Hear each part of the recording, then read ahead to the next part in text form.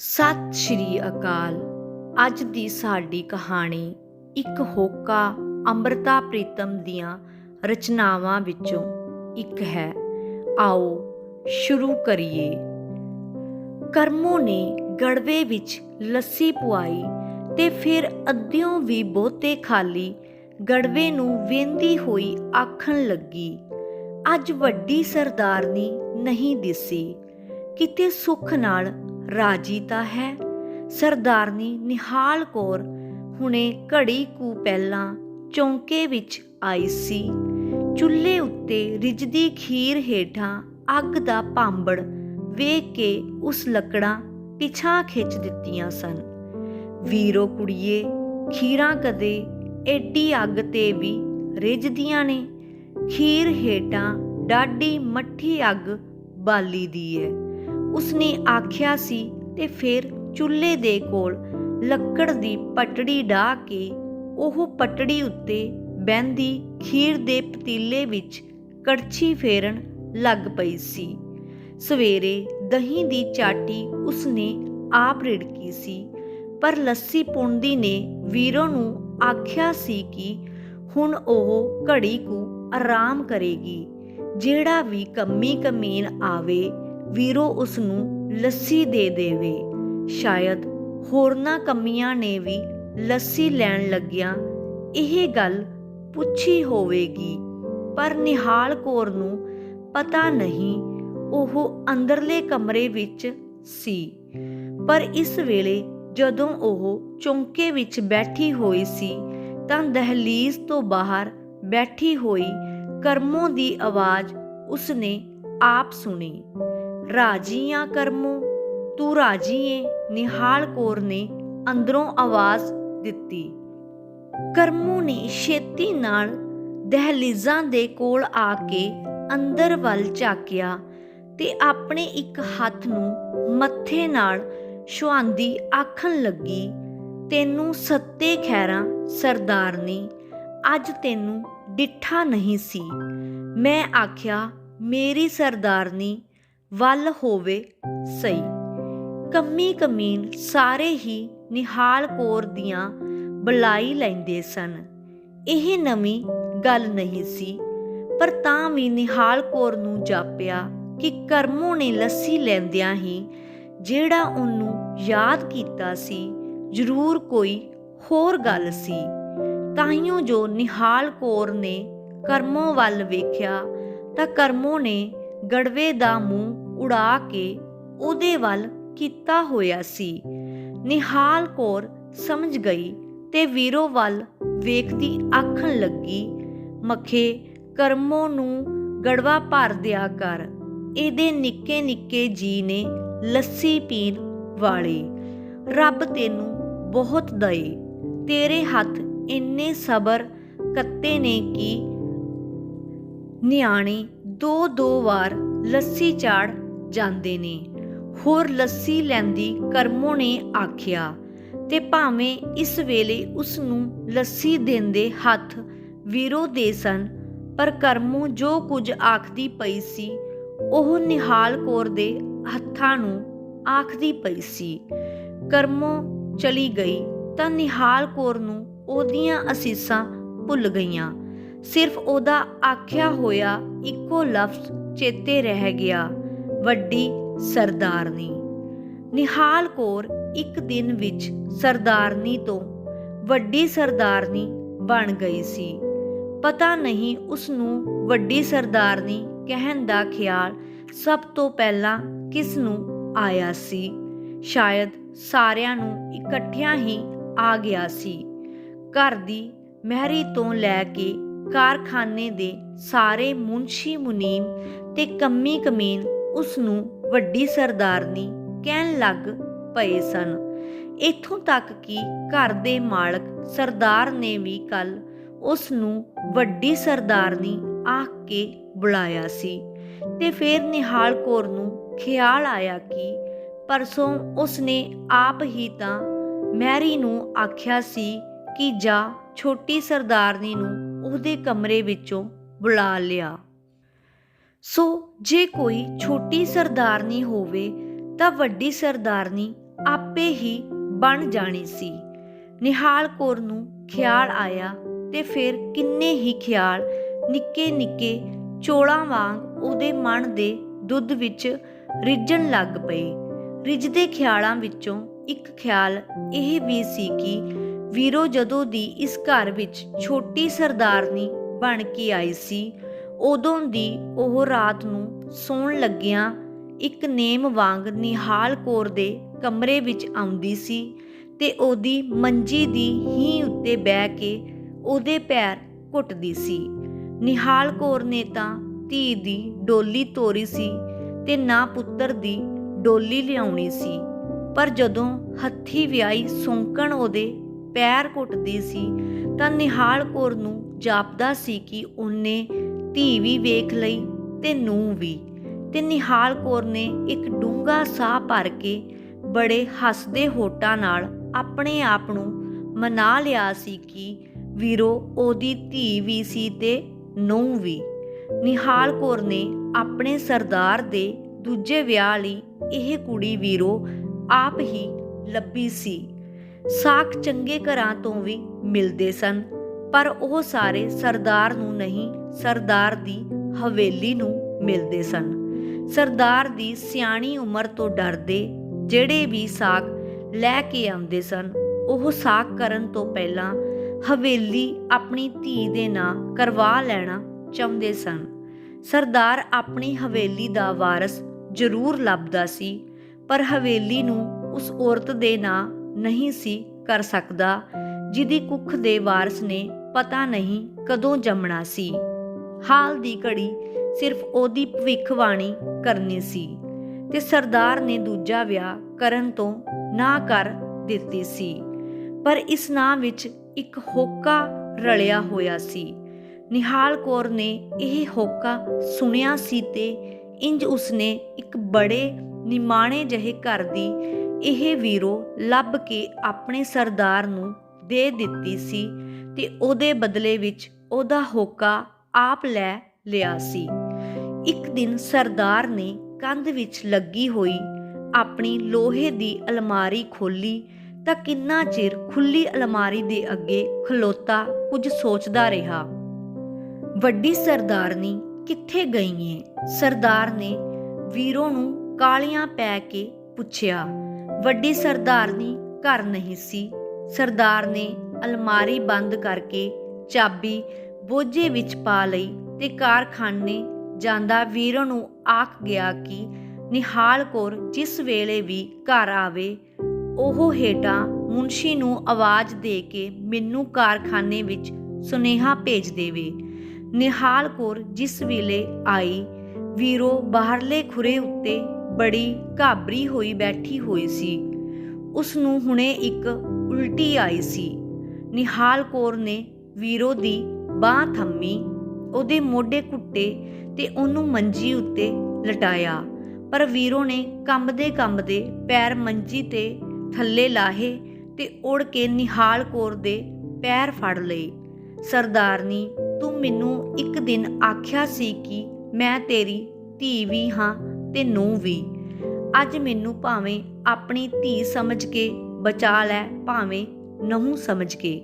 ਵੀਰੋ ਵਿਲਕ ਉੱਠੀ ਤੇ ਵਿਲਕਦੀ ਵਿਲਕਦੀ ਵੀਰੋ ਨੇ ਨਿਹਾਲ ਕੌਰ ਨੂੰ ਦੱਸਿਆ ਕਿ ਪਿੱਛੇ ਜਦੋਂ ਉਹਦਾ ਭਰਾ ਉਹਨੂੰ ਮਿਲਣ ਆਇਆ ਸੀ ਤਾਂ ਉਹਦੇ ਭਰਾ ਨੂੰ ਪੈਸਿਆਂ ਦੀ ਡਾਢੀ ਲੋੜ ਸੀ।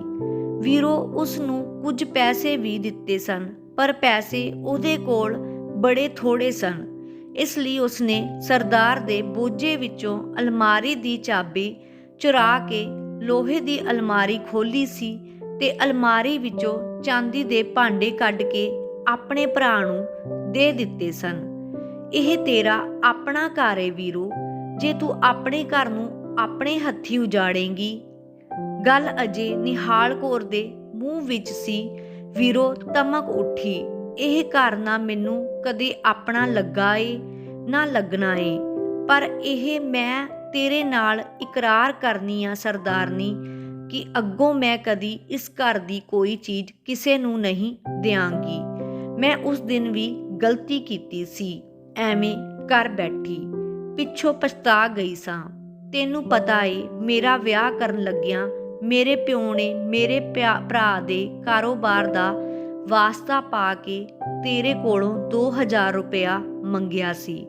ਤੂੰ 2000 ਰੁਪਇਆ ਦੇ ਦਿੱਤਾ। ਮੇਰੇ ਪਿਓ ਨੇ ਵਿਆਹ ਕਰ ਦਿੱਤਾ। ਮੈਨੂੰ ਵੇਚਣ ਵਿੱਚ ਕਸਰ ਰਹਿ ਗਈ। 2000 ਪਿੱਛੇ ਮੈਨੂੰ ਇਸ ਬੁੱਢੇ ਸਰਦਾਰ ਦੇ ਪੱਲੇ ਪਾ ਦਿੱਤਾ। ਮੇਰੇ ਪਿਓ ਤੇ ਭਰਾ ਕਾਹਦੇ ਸਕੇ ਨੇ। ਮੈਂ ਕਿਸੇ ਦਾ ਘਰ ਉਜਾੜ ਕੇ ਉਹਨਾਂ ਦਾ ਘਰ ਕਿਉਂ ਭਰਾਂ। ਵੀਰੋ, ਨਿਹਾਲ ਕੌਰ ਤਰਬਕ ਕੇ ਵੀਰੋ ਦੇ ਮੂੰਹ ਵੱਲ ਵੇਖਣ ਲੱਗ ਪਈ। ਨਿਹਾਲ ਕੌਰ ਨੇ ਵੀਰੋ ਦੀ ਲਾਜ ਰੱਖ ਲਈ। ਸਰਦਾਰ ਨੂੰ ਕਹਿ ਦਿੱਤਾ ਕਿ ਅਲਮਾਰੀ ਵਿੱਚ ਪਏ ਹੋਏ ਚਾਂਦੀ ਦੇ ਭਾਂਡੇ ਬੜੇ ਪੁਰਾਣੇ ਢੰਗ ਦੇ ਸਨ। ਉਹਨੇ ਉਹ ਭਾਂਡੇ ਕੱਢ ਕੇ ਤੇ ਕੁਝ ਚਾਂਦੀ ਆਪਣੇ ਕੋਲੋਂ ਪਾ ਕੇ ਸੁਨਿਆਰੇ ਨੂੰ ਨਵੇਂ ਭਾਂਡੇ ਘੜਨੇ ਦਿੱਤੇ ਹੋਏ ਸਨ। ਸਰਦਾਰ ਦਾ ਫਿਕਰ ਮੁੱਕ ਗਿਆ। ਪਰ ਨਿਹਾਲ ਕੌਰ ਨੇ ਜਦੋਂ ਵੀ ਵੀਰੋ ਦੇ ਮੂੰਹ ਵੱਲ ਵੇਖਦੀ, ਉਹਦੇ ਮਨ ਵਿੱਚ ਇੱਕ ਫਿਕਰ ਛਿੜ ਪੈਂਦਾ। ਵੀਰੋ ਦੀਆਂ ਕਾਲੀਆਂ ਭੋਰੀਆਂ ਵਰਗੀਆਂ ਅੱਖਾਂ ਸਨ। ਰੰਗ ਜਰਾ ਕੁ ਸੋਹਣਾ ਸੀ, ਪਰ ਸੋਹਣੇ ਰੰਗ ਵਿੱਚ ਜਵਾਨੀ ਪੀੜੇ ਆਟੇ ਵਾਂਗ ਗੁੱਝੀ ਹੋਈ ਸੀ। ਉਹਦੀਆਂ ਬਾਹਾਂ ਵੇਲਣਿਆਂ ਵਾਂਗ ਗੋਲ ਤੇ ਪਿੰਡੀਆਂ ਸਨ। ਮਾਸ ਉੱਤੇ ਚੁੰਡੀ ਨਹੀਂ ਸੀ ਭਰੀ ਜਾਂਦੀ। ਨਿਹਾਲ ਕੌਰ ਨੂੰ ਜਾਪਣ ਲੱਗ ਪਿਆ ਕਿ ਸਰਦਾਰ ਕੋਲੋਂ ਜਿਹੜਾ ਹੋਕਾ ਲੈ ਕੇ ਉਸਨੇ ਆਪਣੇ ਜਿੰਮੇ ਪਾ ਲਿਆ ਸੀ, ਵੀਰੋ ਨੇ ਉਹੀ ਹੋਕਾ ਉਹਦੇ ਕੋਲੋਂ ਲੈ ਕੇ ਆਪਣੀ ਛਾਤੀ ਵਿੱਚ ਪਾ ਲਿਆ ਸੀ। ਤੇ ਫਿਰ ਵੀਰੋ ਨੂੰ ਦਿਨ ਚੜ੍ਹ ਗਏ। ਹਵੇਲੀ ਬਹੁਤ ਵੱਡੀ ਸੀ, ਪਰ ਮੁਬਾਰਕਾਂ ਇੰਨੀਆਂ ਸਨ ਕਿ ਹਵੇਲੀ ਵਿੱਚ ਮਿਆਉਂਦੀਆਂ ਨਹੀਂ ਸਨ। ਸਰਦਾਰ ਦਾ ਪੈਰ ਭੋਏ ਤੇ ਨਹੀਂ ਸੀ ਲੱਗਦਾ ਤੇ ਨਿਹਾਲ ਕੌਰ ਵੀਰੋ ਨੂੰ ਪੈਰ ਭੋਏ ਤੇ ਨਹੀਂ ਸੀ ਲਾਉਣ ਦਿੰਦੀ। ਪਰ ਲੋਕ ਨਾ ਸਰਦਾਰ ਨੂੰ ਇੰਨੀਆਂ ਮੁਬਾਰਕਾਂ ਦਿੰਦੇ ਸਨ, ਨਾ ਵੀਰੋ ਨੂੰ, ਜਿੰਨੀਆਂ ਨਿਹਾਲ ਕੌਰ ਨੂੰ। ਮੈਂ ਜੰਮਦਾ ਝੋਲੀ ਪੁਆ ਲੈਣਾ ਏ, ਪਿੱਛੋਂ ਨਾ ਆਖੀ। ਮੈਂ ਵੱਡੀ ਸਰਦਾਰਨੀ ਆਂ, ਤੂੰ ਛੋਟੀ ਸਰਦਾਰਨੀ ਏ, ਸੋ ਪਹਿਲਾ ਪੁੱਤਰ ਵੀ ਵੱਡੀ ਦਾ, ਪਿੱਛੋਂ ਹੋਰ ਜਿਹੜੇ ਜੰਮੇਗੀ ਉਹ ਤੇਰੇ। ਨਿਹਾਲ ਕੌਰ ਹੱਸ ਕੇ ਵੀਰੋ ਨੂੰ ਆਖਦੀ। ਨਿਹਾਲ ਕੌਰ ਨੂੰ ਆਪ ਨਹੀਂ ਸੀ ਪਤਾ ਲੱਗਦਾ ਪਿਆ ਕਿ ਉਹਦੇ ਮਨ ਵਿੱਚ ਕੋਈ ਗੁੱਝਾ ਛਿਪਾ ਵੀ ਮਲਾਲ ਕਿਉਂ ਨਹੀਂ ਸੀ। ਉਹਨੇ ਆਪਣੇ ਹੱਥੀਂ ਆਪਣਾ ਖਾਵੰਦ ਇੱਕ ਪਰਾਈ ਔਰਤ ਨੂੰ ਦੇ ਦਿੱਤਾ ਸੀ ਤੇ ਹੁਣ ਉਸਨੇ ਸਾਰੀ ਜ਼ਮੀਨ ਜਾਇਦਾਦ ਵੀ ਇੱਕ ਪਰਾਈ ਔਰਤ ਦੇ ਪੁੱਤਰ ਨੂੰ ਦੇ ਦੇਣੀ ਸੀ। ਟੂਣੇ ਹਾਰੀਏ, ਮੈਂ ਕਿਹੜੇ ਵੇਲੇ ਤੈਨੂੰ ਆਪਣੀ ਨੂੰਹ ਤੇ ਧੀ ਆਖਿਆ ਸੀ। ਮੈਂ ਸੱਚੀ ਮੁੱਚੀ ਇੱਕ ਸੱਸ ਵਾਂਗ ਖੁਸ਼ ਹਾਂ। ਮੈਨੂੰ ਕਦੀ ਇਹ ਚੇਤਾ ਨਹੀਂ ਰਹਿੰਦਾ ਕਿ ਤੂੰ ਮੇਰੀ। ਨਿਹਾਲ ਕੌਰ ਦੀ ਇਸ ਗੱਲ ਨੂੰ ਵੀਰੋ ਟੁੱਕ ਦਿੰਦੀ ਹੈ ਤੇ ਹੱਸ ਕੇ ਆਖਦੀ, ਸਰਦਾਰਨੀ, ਮੈਂ ਭਾਵੇਂ ਤੇਰੀ ਕੁਝ ਲੱਗਣੀ ਆ ਭਾਵੇਂ ਨਹੀਂ, ਪਰ ਇਹ ਮੈਨੂੰ ਪਤਾ ਏ ਕਿ ਮੈਂ ਤੇਰੀ ਸੌਕਣ ਨਹੀਂ ਲੱਗਦੀ। ਨਿਹਾਲ ਕੌਰ ਨੇ ਤਰਖਾਣ ਕੋਲੋਂ ਜਿਹੜਾ ਪੰਘੂੜਾ ਬਣਵਾਇਆ, ਉਸ ਪੰਘੂੜੇ ਨੂੰ ਚਾਂਦੀ ਦੀਆਂ ਘੰਟੀਆਂ ਬੰਨੀਆਂ। ਸੁੱਚੇ ਪੱਟ ਦੀ ਉਸਨੇ ਨਿੱਕੀ ਜਿਹੀ ਰਜਾਈ ਬਣਵਾਈ। ਸ਼ਹਿਰ ਦਾ ਇੱਕ ਅੰਗਰੇਜ਼ ਅਫਸਰ 1 ਮਹੀਨੇ ਛੁੱਟੀ ਵਲਾਇਤ ਚੱਲਿਆ ਸੀ। ਵਲੈਤੀ ਸਵੈਟਰ ਰੇਸ਼ਮ ਵਰਗੇ ਹੁੰਦੇ ਹਨ। ਨਿਹਾਲ ਕੌਰ ਨੇ ਆਖਿਆ ਸੀ ਤੇ ਉਸ ਅੰਗਰੇਜ਼ ਅਫਸਰ ਨੂੰ ਪੱਕੀ ਕੀਤੀ ਸੀ ਕਿ ਉਹ ਨਿੱਕੇ ਨਿੱਕੇ 2 ਸਵੈਟਰ ਉੱਥੋਂ ਖਰੀਦ ਕੇ ਜ਼ਰੂਰ ਲਿਆਵੇ। ਆਪਣੇ ਵੇਲੇ ਨਿਹਾਲ ਕੌਰ ਨੇ ਸਿਆਣੀਆਂ ਦਾਈਆਂ ਨੂੰ ਵੀ ਵਿਖਾਇਆ ਸੀ ਤੇ ਵੱਡੇ ਸ਼ਹਿਰਾਂ ਵਿੱਚ ਜਾ ਕੇ ਡਾਕਟਰਾਂ ਨੂੰ ਵੀ, ਪਰ ਆਪਣੇ ਵੇਲੇ ਕਦੇ ਕਿਸੇ ਦੇ ਦੇਵਤੇ ਦੀ ਮੰਨਤ ਨਹੀਂ ਸੀ ਮੰਨੀ। ਵੀਰੋ ਨੂੰ ਜਦੋਂ ਪੂਰੇ 3 ਦਿਨ ਲੱਕ ਵਿੱਚ ਪੀੜ ਹੁੰਦੀ ਰਹੀ ਤਾਂ ਇੱਕ ਦਿਨ ਜਰਾ ਕੁ ਖੂਨ ਦਾ ਦਾਗ ਵੀ ਲੱਗ ਗਿਆ ਤਾਂ ਨਿਹਾਲ ਕੌਰ ਨੇ ਉਸ ਦਿਨ ਆਪਣੀ ਜ਼ਿੰਦਗੀ ਵਿੱਚ ਪਹਿਲੀ ਵਾਰ ਸੁਖਣਾ ਸੁਖੀ। ਇਹ ਨਾਚ ਕਰਨ ਦਾ ਵੇਲਾ ਸੀ। ਵੀਰੋ ਚਾਹੁੰਦੀ ਤਾਂ ਦੂਰ ਦਸੌਰ ਦੀਆਂ ਫਰਮਾਇਸ਼ਾਂ ਵੀ ਪਾ ਸਕਦੀ ਸੀ। ਸਰਦਾਰ ਹੁਣ ਉਹਦੇ ਮੂੰਹ ਵੱਲ ਵੇਖਦਾ, ਉਹਦੇ ਮੂੰਹ ਦਾ ਬੋਲ ਉਡੀਕਦਾ ਸੀ। ਪਰ ਨਿਹਾਲ ਕੌਰ ਨੂੰ ਪਤਾ ਸੀ ਕਿ ਵੀਰੋ ਦੀ ਸੰਗ ਅਜੇ ਵੀ ਐਨੀ ਸੀ ਕਿ ਉਹਨੇ ਨਿਗੂਣੀ ਅਚਾਰ ਦੀ ਫਾੜੀ ਵੀ ਮੰਗਣੀ ਹੁੰਦੀ ਤਾਂ 2 ਵਾਰੀ ਝੱਕ ਕੇ ਨਿਹਾਲ ਕੌਰ ਦੇ ਮੂੰਹ ਵੱਲ ਵੇਖਦੀ। ਇਸ ਲਈ ਨਿਹਾਲ ਕੌਰ ਆਪ ਹੀ ਵੀਰੋ ਦੇ ਮਨ ਦਾ ਖਿਆਲ ਰੱਖਦੀ ਸੀ। ਇਸ ਸਾਰੇ ਵੇਲੇ ਵਿੱਚ ਵੀਰੋ ਨੇ ਆਪਣੇ ਮੂੰਹੋਂ ਜੇ ਕੁਝ ਜ਼ੋਰ ਨਾਲ ਆਖਿਆ ਸੀ ਤਾਂ ਇੱਕੋ ਗੱਲ ਆਖੀ ਸੀ, ਵਿਹੜੇ ਵਿੱਚ ਰੱਸੀ ਨਾਲ ਟੰਗੇ ਹੋਏ ਗੋਂਗਲੂਆਂ ਦੇ ਹਾਰ ਲਾ ਕੇ ਪਰਾਂ ਰੱਖ ਦਿਓ। ਇਹਨਾਂ ਨੂੰ ਵੇਖ ਕੇ ਮੇਰੇ ਜੀ ਨੂੰ ਕੁਝ ਹੁੰਦਾ ਏ। ਗੋਂਗਲੂਆਂ ਦੀਆਂ ਕਚਰੀਆਂ ਇਸੇ ਤਰ੍ਹਾਂ ਜਾਪਦੀਆਂ ਨੇ ਜਿਵੇਂ ਕਿਸੇ ਦਾ ਮਾਸ ਪਿਲ-ਪਿਲ ਕਰਦਾ ਹੋਵੇ। ਵੀਰੋ ਨੇ ਆਖਿਆ ਸੀ ਤੇ ਸੁੱਕਦੇ ਗੋਂਗਲੂਆਂ ਵੱਲ ਵੇਖਦੀ ਉਬਾਕਣ ਲੱਗ ਪਈ ਸੀ। ਵੀਰੋ ਦੇ ਮਨ ਵਿੱਚ ਪਤਾ ਨਹੀਂ ਕੀ ਆਇਆ। ਜਦੋਂ ਉਸ ਨੂੰ 9ਵਾਂ ਮਹੀਨਾ ਲੱਗ ਪਿਆ ਤਾਂ ਉਸਨੇ ਜਿੱਦ ਫੜ ਲਈ ਕਿ ਉਹ ਆਪਣੇ ਪੇਕੇ ਘਰ ਆਪਣਾ ਜਨੇਪਾ ਕੱਟੇਗੀ। ਸਰਦਾਰ ਉਹਦੀ ਜਿੱਦ ਨਹੀਂ ਸੀ ਮੰਨਦਾ। ਨਿਹਾਲ ਕੌਰ ਉਹਦੇ ਵਾਸਤੇ ਪਾਂਦੀ ਸੀ, ਪਰ ਵੀਰੋ ਨੇ ਇੱਕੋ ਹੀ ਹੱਟ ਫੜ ਲਿਆ ਸੀ ਕਿ ਉਹਦੇ ਪਿੰਡ ਇੱਕ ਬੁੱਢੀ ਦਾਈ ਬੜੀ ਸਿਆਣੀ ਹੈ, ਉਹਨੂੰ ਸਿਰਫ ਉਸ ਦਾਈ ਉੱਤੇ ਇਤਬਾਰ ਹੈ, ਹੋਰ ਕਿਸੇ ਉੱਤੇ ਨਹੀਂ, ਤੇ ਉਸ ਨੂੰ ਯਕੀਨ ਹੈ ਕਿ ਜੇ ਉਹ ਇੱਥੇ ਰਹੀ ਤਾਂ ਸ਼ਹਿਰੀ ਡਾਕਟਰਨੀਆਂ ਨੇ ਹੱਥੋਂ ਜ਼ਰੂਰ ਮਰ ਜਾਏਗੀ। ਇਹ ਡਰ ਬੜਾ ਮਾੜਾ ਹੁੰਦਾ ਏ। ਡਾਕਟਰਾਂ ਨੇ ਵੀ ਸਰਦਾਰ ਨੂੰ ਸਲਾਹ ਦਿੱਤੀ, ਪਰ ਸਰਦਾਰ ਦੇ ਮਨ ਵਿੱਚ ਕੁਝ ਹੋਰ ਹੀ ਡਰ ਸੀ। ਉਹ ਨਿਹਾਲ ਕੌਰ ਨੂੰ ਇਕੱਲ ਵਾਂਝੇ ਲਿਆ ਕੇ ਆਖਣ ਲੱਗਾ, ਮੈਨੂੰ ਡਰ ਏ ਕਿ ਜੇ ਇਹਨੂੰ ਉੱਥੇ ਕੁੜੀ ਹੋਈ ਤਾਂ ਇਹਦੇ ਮਾਪਿਆਂ ਨੇ ਕਿਸੇ ਦੇ ਮੁੰਡੇ ਨਾਲ ਉਹ ਕੁੜੀ ਵਟਾ ਦੇਣੀ ਏ। ਮੈਂ ਅੱਗੇ ਇਹੋ ਜਿਹੀਆਂ ਕਈ ਗੱਲਾਂ ਸੁਣੀਆਂ ਹੋਈਆਂ ਨੇ। ਉਹਨਾਂ ਨੂੰ ਲਾਲਚ ਹੁੰਦਾ ਹੈ ਕਿ ਮੁੰਡਾ ਹੋਵੇਗਾ ਤਾਂ ਵੱਡਾ ਹੋ ਕੇ ਜਾਇਦਾਦ ਦਾ ਵਾਰਸ ਬਣੇਗਾ। ਫਿਰ ਇਹਦਾ ਤਾਂ ਇਹੋ ਇਲਾਜ ਏ ਕਿ ਮੈਂ ਇਹਦੇ ਨਾਲ ਚਲੀ ਜਾਂਦੀ ਹਾਂ। ਮੇਰੇ ਕੋਲ ਹੁੰਦਿਆਂ ਉਹ ਕੁਝ ਨਹੀਂ ਕਰ ਸਕਣਗੇ। ਨਿਹਾਲ ਕੌਰ ਨੇ ਸੋਚ ਕੇ ਆਖਿਆ। ਸਰਦਾਰ ਮੰਨ ਗਿਆ। ਵੀਰੋ ਵੀ ਕੋਈ ਉਜਰ ਨਾ ਕੀਤਾ। ਨਿਹਾਲ ਕੌਰ ਨੇ ਘਰ ਦੀ ਮਹਿਰੀ ਨੂੰ ਵੀ ਸੇਵਾ ਕਰਨ ਲਈ ਨਾਲ ਲੈ ਲਿਆ ਤੇ ਵੀਰੋ ਨੂੰ ਲੈ ਕੇ ਵੀਰੋ ਦੇ ਪੇਕੇ ਚਲੀ ਗਈ। ਵੀਰੋ ਦਾ ਜਨੇਪਾ ਔਖਾ ਨਹੀਂ ਸੀ। ਉਹ ਭਰ ਜਵਾਨ ਸੀ, ਤੰਦਰੁਸਤ ਸੀ। ਉਹਦੀ ਮਾਂ ਤੇ ਭਰਜਾਈ ਵੀ ਉਹਨੂੰ ਮਜ਼ਾਕ ਕਰਦੀਆਂ ਸਨ। ਇਹ ਤੇ ਐਵੇਂ ਡਰਦੀ ਏ, ਪੁੱਤਰ ਜੰਮਣ ਦਾ ਕੀ ਹੁੰਦਾ ਏ। ਇੱਕ ਚੀਕ ਮਾਰੀ ਤੇ ਪੁੱਤਰ ਜੰਮ ਛੱਡਿਆ। ਨਿਹਾਲ ਕੌਰ ਨੇ ਵੀਰੋ ਦੇ ਪੇਕਿਆਂ ਤੇ ਕਿਸੇ ਤਰ੍ਹਾਂ ਦਾ ਵੀ ਭਾਰ ਨਹੀਂ ਸੀ ਪੈਣ ਦਿੱਤਾ। ਖੁੱਲੇ ਹੱਥੀਂ ਖਰਚ ਕਰਦੀ ਸੀ। ਸਾਰੇ ਉਸਨੂੰ ਸਰਦਾਰਨੀ ਆਖਦੇ ਥੱਕਦੇ ਨਹੀਂ ਸਨ। ਨਿਹਾਲ ਕੌਰ ਹੱਸ ਕੇ ਆਖਦੀ, ਇੱਕ ਚੀਕ ਮਾਰੀ ਤਾਂ ਪੁੱਤਰ ਜੰਮ ਛੱਡਿਆ, ਪਰ ਜੇ ਧੀ ਜੰਮਣੀ ਹੋਵੇ ਤਾਂ। ਵੀਰੋ ਦੀ ਭਰਜਾਈ ਖਿੜ-ਖਿੜ ਹੱਸਦੀ ਆਖਦੀ, 2 ਚੀਕਾਂ ਮਾਰੀਆਂ ਤੇ ਧੀ ਜੰਮ ਛੱਡੀ। ਧੀ ਦੀ ਵਾਰੀ 2 ਚੀਕਾਂ। ਨਿਹਾਲ ਕੌਰ ਹੱਸ ਕੇ ਪੁੱਛਦੀ, ਇੱਕ ਚੀਕ ਪੀੜ ਦੀ ਤੇ ਇੱਕ ਚੀਕ ਗਮ ਦੀ। ਵੀਰੋ ਦੀ ਭਰਜਾਈ ਆਖਦੀ, ਖੁਸ਼ੀਆਂ ਤੇ ਪੁੱਤਰਾਂ ਦੀਆਂ ਹੁੰਦੀਆਂ ਨੇ, ਧੀਆਂ ਦੀ ਕਾਹਦੀ ਖੁਸ਼ੀ।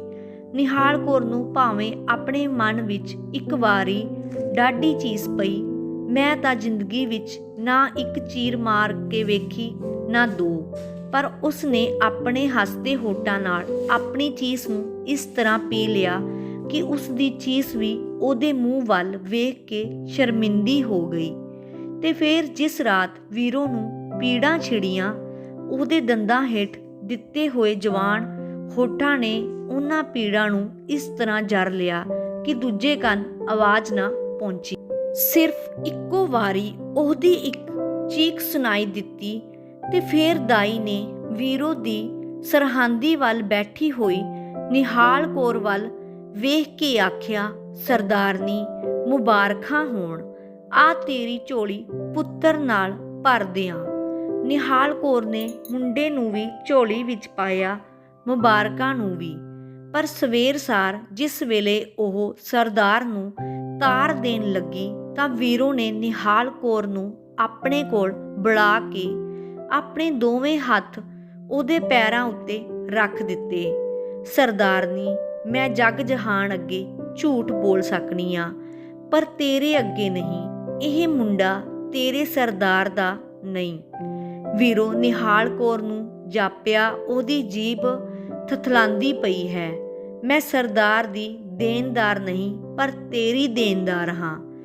ਇਹ ਮੁੰਡਾ ਜੇ ਨਿਰਾ ਸਰਦਾਰ ਦੇ ਵਿਹੜੇ ਵਿੱਚ ਖੇਡਣਾ ਹੁੰਦਾ, ਮੈਨੂੰ ਕੋਈ ਉਜਰ ਨਹੀਂ ਸੀ, ਪਰ ਮੈਂ ਇਹ ਤੇਰੀ ਝੋਲੀ ਨਹੀਂ ਪਾ ਸਕਦੀ। ਇਹ ਤੇਰੀ ਝੋਲੀ ਦੇ ਕਾਬਲ ਨਹੀਂ। ਕੀ ਪਈ ਆਖਣੀ ਏ ਵੀਰੋ।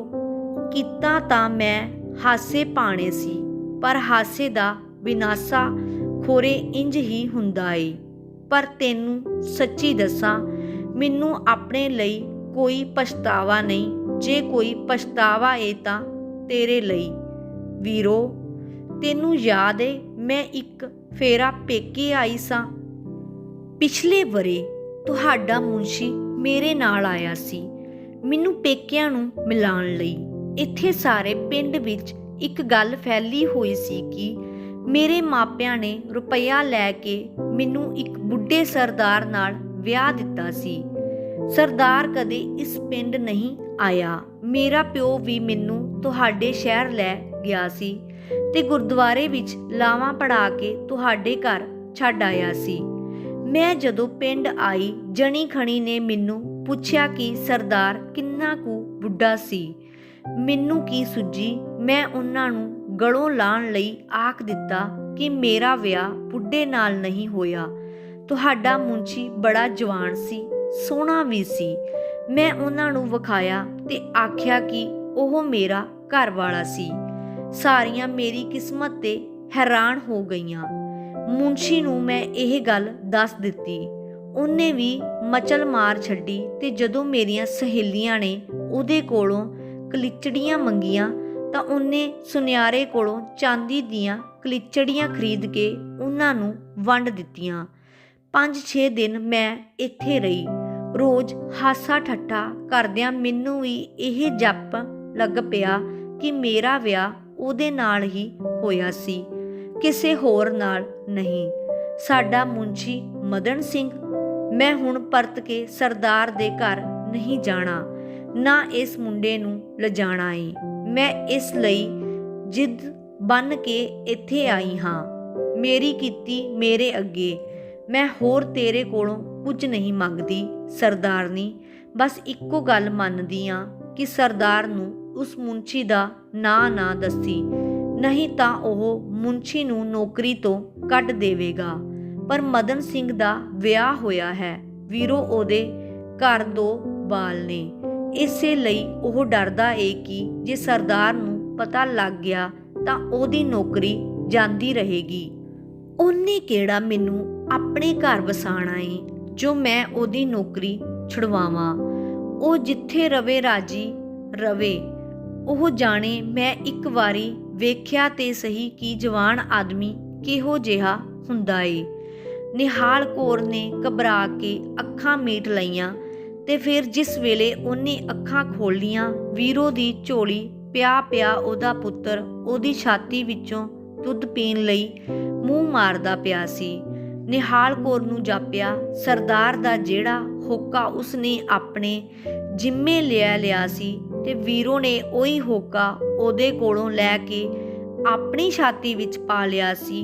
ਉਹ ਮੁੰਡਾ ਇਸੇ ਵੇਲੇ ਉਸੇ ਹੋਕੇ ਨੂੰ ਵੀਰੋ ਦੀ ਛਾਤੀ ਵਿੱਚੋਂ ਪੀਣ ਦੀ ਕੋਸ਼ਿਸ਼ ਕਰਦਾ ਪਿਆ ਸੀ।